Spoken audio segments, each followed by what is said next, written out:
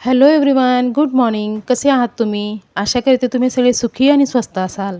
मी दीपाली तुमचं पुन्हा एकदा मनापासून स्वागत करते माझ्या नवीन एका छानशा ब्लॉगमध्ये.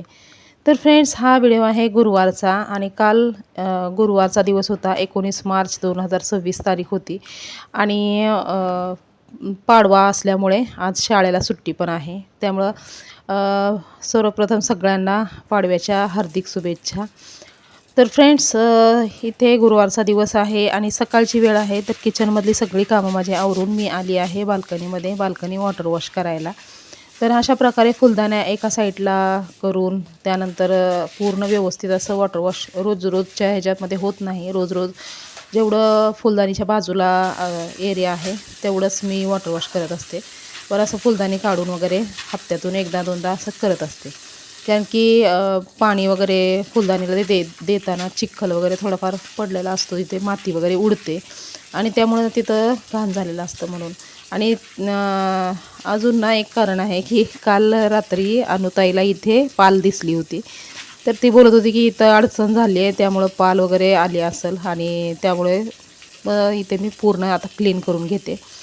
आणि क्लिनिंग चालू असताना अचानकच माझा खराटा तुटला. म्हणजे त्याचं जे हँडल असतं ना, तर ते तुटलं. प्लास्टिकचा खराटा होता आणि बऱ्याच वर्षापूर्वीचा आहे, म्हणजे 4-5 वर्ष झाले असतील आता त्या खराट्याला. तर म्हणजे जेव्हा आम्ही नवी मुंबईला राहत होतो ना, तेव्हाचा तो खराटा होता आणि आत्तापर्यंत चालत होता. पण आत्ता तुटला फायनली तो खराटा आणि आता त्याला फेकूनच द्यावा लागेल, कारण ते काड्या पुन्हा बसणार नाहीत त्या हँडलमध्ये. त्यामुळं मग मी ना इथे कात्याने घासून घेतलं, जेवढं काही हे होतं ते कात्याने घासून घेतलं.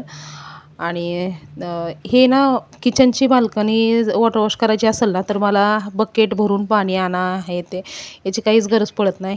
नळ आहे किचनच्या बाल्कनीमध्ये, त्यामुळं ना फक्त थोडंसं हँडवॉश वगैरे टाकलं आणि थोडंसं पाणी नळाचं चालू केलं की मग एकदम फेस होतो आणि घासून व्यवस्थित असं बाल्कनी स्वच्छ निघते. त्यामुळं ही बाल्कनी धुवायला ना जास्ती वेळच लागत नाही. बाकी फक्त असं पसारा काढायचा असेल तरच वेळ लागतो, नाहीतर असं डायरेक्टली फक्त नॉर्मली धुवायचं असेल तर मग याला वेळच लागत नाही. आणि असं पण बाल्कन्या ज्या आहेत त्या छोट्या छोट्याच आहेत आमच्या. फक्त बेडरूमची बाल्कनी मोठी आहे आणि हॉलची पण बाल्कनी छोटीच आहे आणि किचनची पण छोटीच आहे.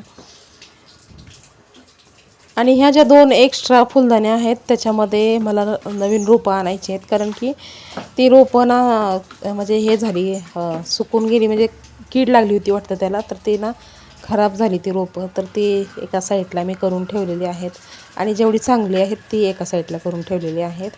तर आता पटकन मी वॉटर वॉश करून घेते. आणि आज ना सुट्टीचा दिवस आहे, त्यामुळं आपलं सगळी कामं निवांतपणे चालू असतात माझी. रविवारचा दिवस पण सुट्टीचाच असतो, पण त्या दिवशी साहेब घरी असतात आणि साहेब घरी असले की मग खूपच म्हणजे हे असतं, पळापळ असते चालू. म्हणजे भाजीपाला आणा, हे आणा, ते आणा, सगळे हप्त्याभराची जेवढी काही कामं राहिलेली असतात ते सगळी त्या दिवशी होतात. त्यामुळं ना रविवारचा दिवस जरी सुट्टीचा असला तरी त्या दिवशी अशा प्रकारे एक्स्ट्रा काही कामं करता येत नाही. पण असं अधूनमधून सुट्टी असली की मग आपलं निवांतपणे काही काही असं एक्स्ट्रा कामं काढता येतात.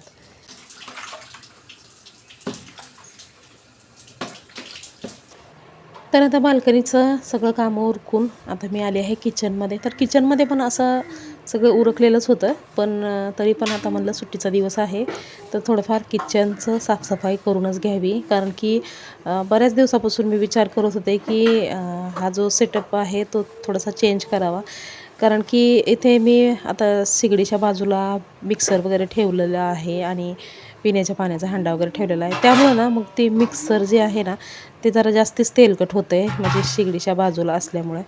त्यामुळं ना मग म्हणलं की अगोदर जसं होतं ना सेटअप तसाच करून घ्यावा आणि पिण्याच्या पाण्याचा हंडा पण आपला जसा होता खाली तसाच ठेवावा. कारण की शेगडीच्या आसपास असं जे जे काही असतं ना ते लवकर घाण होत असतं आणि त्याला ना घासता वगैरे यावं. तर आता हंडा वगैरे काही घासत राहतो आपण, घासता येतो, पण मिक्सर घाण झाल्यावरती त्याला क्लीन करणं खूप अवघड जातं. कारण की एकदम असं चिवट डाग त्याच्यावरती तयार झालेला असतात, म्हणजे तेलकट थर वगैरे साठलेला असतो की मिक्सरवरती. आणि कितीही मिक्सरवरती कपडा हे केला ना तरीसुद्धा ते तेलकट जे आहे ते जिद्दी डाग निघत नाहीत कपड्याने. त्यामुळं मग मी म्हणलं की आता जे अगोदरचं सेटअप होतं तसंच सेम करून घ्यावं.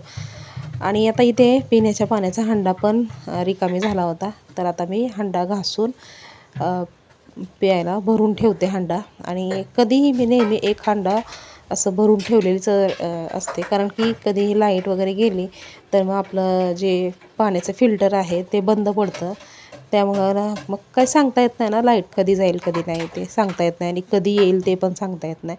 कधी कधी असं होतं की म्हणजे मंगळवारचा वगैरे दिवस असला ना, तर इकडे असं होतं की सकाळी लाईट जाते आणि डायरेक्टली संध्याकाळी लाईट येते असं होतं. त्यामुळं ना मग कधी असं मध्येच प्रॉब्लेम झाला तर मग पिण्याच्या पाण्याचं मग खूपच हे होतं. तर म्हणजे असं बाटल्या तर भरून ठेवलेल्या असतात फ्रीजमध्ये, पण स्वयंपाकासाठी वगैरे हे ते स्वयंपाक तर मी लवकरच चालू करत असते संध्याकाळचा. त्यामुळं ना मग वाटतं की पाणी कमी पडू नये, म्हणून मग ना मी एक्स्ट्रा हंडा भरूनच ठेवते. आणि हंड्यातलं पाणी ना मी रोजच्या रोज स्वयंपाकासाठी वापरत असते आणि पिण्यासाठी फिल्टरचं पाणी डायरेक्टली वापरतो. तर ॲक्वाचंच पाणी हंड्यामध्ये भरून ठेवते. नळाचं पाणी नाही भरून ठेवत, कारण की बोरचं पाणी आहे ते. आणि हंडा घासून वगैरे धुवून ठेवला तर मग ना ते थोड्या वेळासाठी मी पालथा घालून ठेवते. आणि आता इथे मी किचन पूर्ण जे किचन ओटा वगैरे आहे, हे भिंती वगैरे आहेत ते घासून घेते, कारण की बरेच दिवस झालं याला घासलं नव्हतं. त्यामुळं ना त्याच्यावरती थर साठला होता, तेलकट वगैरे थर साठला होता. आणि रोजच्या रोज ना असं आपलं भाजी वगैरे बनवताना ते तेल म्हणजे उडतंच ना, थोड्या तेलाची शिंतोडे मसाला वगैरे असं तेलामध्ये फ्राय करताना ते शिंतोडे उडतातच ते भिंतीवरती. आणि त्यामुळं ते ना थोडं पण हे असलं तर ते खराब वाटतं, कारण की व्हाईट कलरची भिंत आहे ना, त्यामुळं ना थोडं पण असं भाजीचं शिंतोडा वगैरे उडाला तर मग ते खूपच जास्ती खराब होतं. तर आता त्यामुळं ना मी आता किचन पूर्ण जे आहे ते रिकामी करून घेतलेलं आहे. आणि त्यामुळं आता पूर्ण व्यवस्थित स्क्रब करून घेते अगोदर, आणि त्यानंतर वॉश करून घेते. म्हणजे आपलं किचन जे आहे ना ते एकदा अशी स्वच्छ झालं ना, क्लीन झालं ना, मग तिथे आपल्याला काम करायला सुद्धा खूप उत्साह येतो. मी भरपूर वेळा ट्राय केलेलं आहे. जेव्हा पण कधी किचनमध्ये असं काम करायला आळस येत असेल किंवा करावंसं वाटत नसेल ना, तेव्हा एकतर किचन स्वच्छ करायचं, आणि दुसरी गोष्ट थोडंसं त्याचा सेटअप चेंज करायचा. सेटअप चेंज केला, इकडचं तिकडं, तिकडचं इकडं अशा वस्तू जर आपण केल्या तर ना आपलाच थोडंसं म्हणजे काम करण्याचा इंटरेस्ट वाढतो. आणि त्यामुळं ना मग मी नेहमी असं करत असते, काही ना काहीतरी थोडंसं चेंजेस करत असते किचनमध्ये म्हणा किंवा घरामध्ये म्हणा.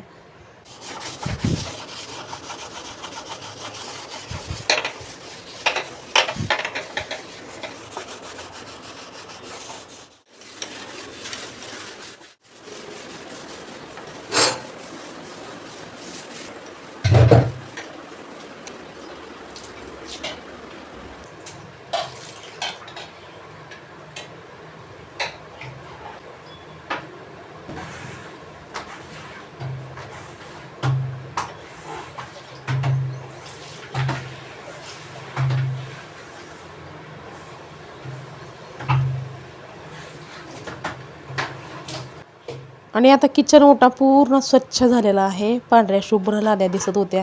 आणि जो किचन ओटा आहे तो पण एकदम स्वच्छ क्लीन झालेला आहे.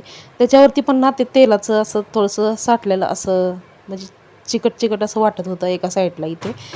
पण आता पूर्ण मी घासून स्वच्छ पुसून धुवून घेतलेलं आहे, त्यामुळं आता क्लीन वाटत होतं एकदम. आणि आता हे जे भरणे आहेत ना, भरण्याचा स्टँड मी इथे वरती ठेवला होता, तर ते स्टँड मी इथे खाली ठेवून देते. आणि जे माझे जुने ब्लॉग होते त्यामध्ये तुम्ही पाहिलंच असेल की अगोदर माझं हे असंच होतं सेटअप, म्हणजे भरण्याच होत्या इथे ह्या साईडला. पण मी नंतर थोड्या दिवसासाठी ते चेंज केलं होतं, मिक्सर इथे ठेवलं होतं. कारण ते मिक्सर सारखं काढायचं ठेवायचं हे ते कंटाळा येत होता. त्यामुळं मग मी ना सोपं व्हावं यासाठी मी इथे मिक्सर ठेवलं होतं बोर्डच्या बाजूला. पण आता असं वाटत होतं की ते मिक्सर काढायचं, वाटायचं, ठेवायचं ते एखाद्या वेळेस सोपं होतं. पण हे मिक्सर पुसायचं हे ना खूप अवघड झालेलं आहे, कारण की खूप म्हणजे खूप चिवट डाग जमा होतात गॅस स्टोवच्या जवळ जर काही वस्तू असतील तर त्याच्यावरती. त्यामुळं ना मग आता याला फायनली व्यवस्थित चकाचक एकदम पुसून घेते, आणि त्याला त्या ठिकाणीच ठेवून देते जिथे अगोदर होतं ते. आणि ना मिक्सरच्या इथली जिथं आपण ते जार लावतो तिथली बाजू क्लीन करत असताना थोडंफार अडचणी येते आपल्याला, कारण की तिथे व्यवस्थित क्लीन करता येत नाही. त्यामुळं ना मग मी अशा प्रकारे क्लीन केलं तिथं. म्हणजे अगोदर कपडा ठेवला, त्याच्यावरती असं चाकूनी व्यवस्थित असं फिरवलं. त्याच्यामुळं जिथं जिथं सांधीमध्ये म्हणजे हे झालं होतं, डस्ट जमा झाली होती, ती पूर्ण व्यवस्थित निघाली आणि मिक्सर जे आहे ते एकदम स्वच्छ निघालं. तर आता याला व्यवस्थित त्याच्या त्याच्या जागेवरती ठेवून देते.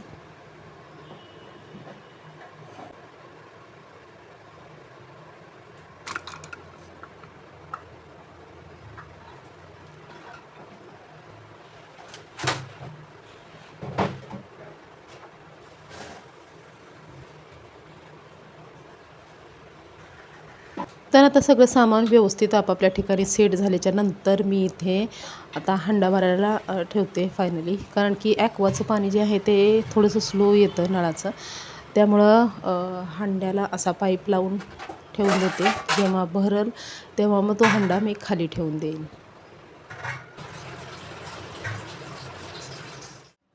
आणि त्यानंतर आता किचनमधलं एवढी सफाई झालेली आहे, तर मग म्हणलं लगे हात फ्रीज पण साफ करून घ्यावं. कारण की मी जे 8-15 दिवसाला फ्रीज म्हणजे स्वच्छ कपड्याने पुसत असते, तर ते क्लिनिंग करायचं बाकी होतं आणि काल करायचं होतं ॲक्च्युली, पण ते झालं नाही. म्हणून म्हणलं आता आज करून घ्यावं हे. आणि फ्रीज मला ना असं डीप क्लिनिंग करायची गरज नाही, कारण की नवीनच फ्रीज आहे. त्यामुळं काही एवढं घासाघाशी करायची गरज नाही. फक्त त्याला ना कपड्याने स्वच्छ पुसून घेतलं तरी होऊन जाईल. तर फ्रीजवरती जेवढं काही सामान होतं तेवढं मी काढून घेतलं आणि इथे बघा आतमध्ये पण थोडीशी कचडी झाल्यासारखी झालीच आहे. आणि होतच असतं असं प्रत्येकाच्या फ्रीजमध्ये. म्हणजे काही खाण्याची पिण्याची वस्तू असली तर ते कोणीही फ्रीजमध्ये ठेवत असतं आणि त्याच्यामुळं थोडंसं गचडी गर्दी होतच असते. आणि आपलं हे भाजी वगैरे आणलेले कोथिंबीर किंवा काही आपलं रात्रीच्या जेवणातली भाजी वगैरे उरलेली ती ठेवताना आहे ते थोडंफार डागं पडलेले असतात त्या काचेवरती. तर त्याला ना नाही नाही म्हणता हप्त्यातून किंवा 15 दिवसातून एकदा कपड्याने स्वच्छ पुसून घेतलं ना, पूर्ण साफ असं फ्रीज पुसून घेतलं ना, तर मग डीप क्लिनिंग करायची पण गरज पडत नाही, एवढं स्वच्छ राहतं.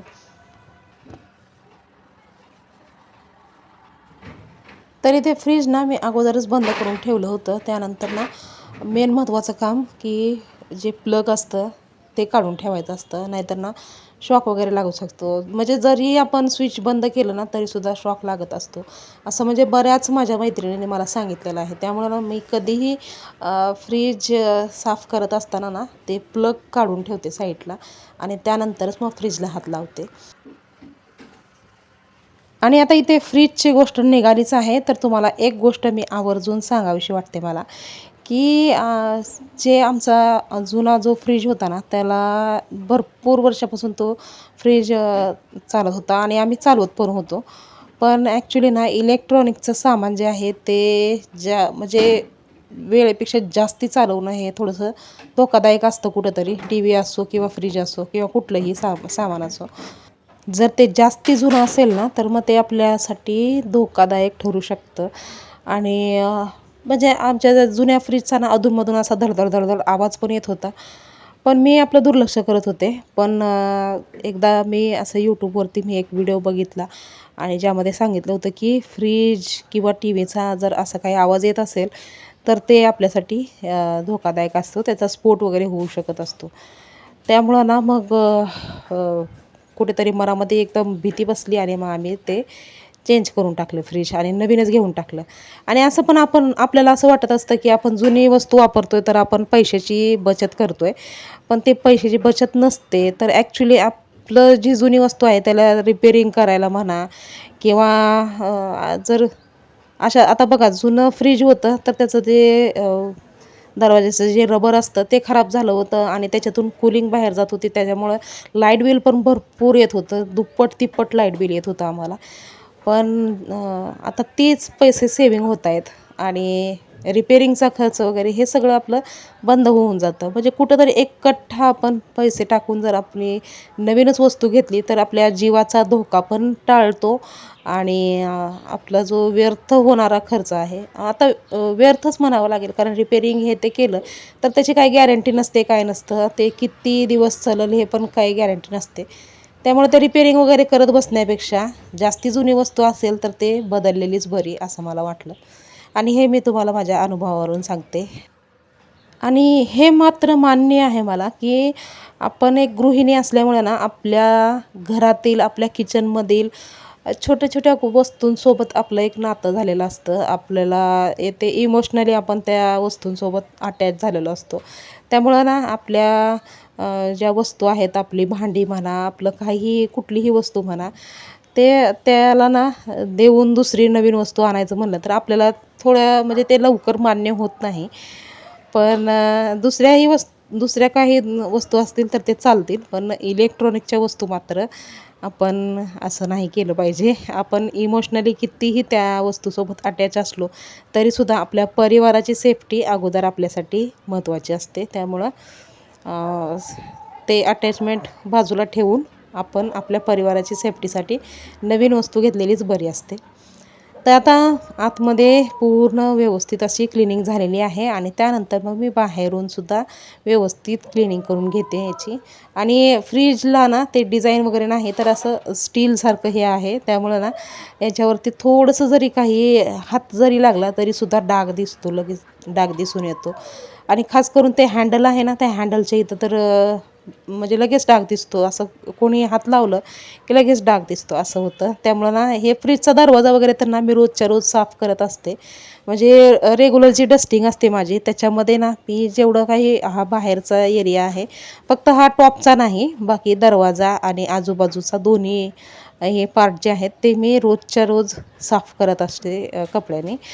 पण आतमधली बाजू आणि जे टॉपचं म्हणजे टॉपच्या बाजूवरती कसं थोडंसं सामान ठेवलेलं आहे. ते मसाल्याच्या भरण्या वगैरे ठेवलेल्या आहेत आणि फुलदाणी वगैरे आहे. त्यामुळं मग मी ते रोजचं तिथे पण नाही क्लिनिंग करत.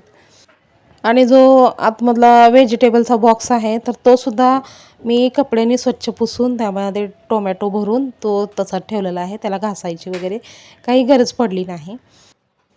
तर आता अशा प्रकारे सुट्टीच्या दिवशी मी माझ्या किचनमधली एक्स्ट्रा क्लिनिंग करून घेतली. आणि आजची ही माझ्या किचनमधली एक्स्ट्रा क्लिनिंग तुम्हाला कशी वाटली हे कमेंट करून सांगायला विसरू नका. व्हिडिओ आवडला असेल तर लाईक करा, शेअर करा आणि चॅनलवर जर नवीन असाल तर चॅनलला सबस्क्राईब करायला विसरू नका. तर पुन्हा लवकरच भेटूया आपण नवीन एका छानशा ब्लॉगमध्ये. तोपर्यंत स्वस्त रहा आणि मस्त रहा. बाय.